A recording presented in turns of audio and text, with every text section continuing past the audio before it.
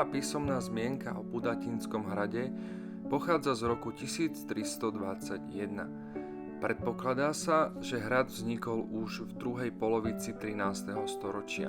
Slúžil na stráženie obchodných ciest a vyberanie cla.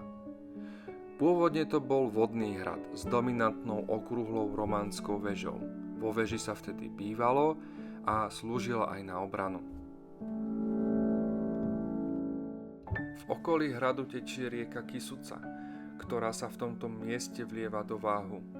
Na druhej strane rieky vidíme frekventovanú cestu, ktorá dotvára kontrast medzi historickým prostredím a mestom Žilina.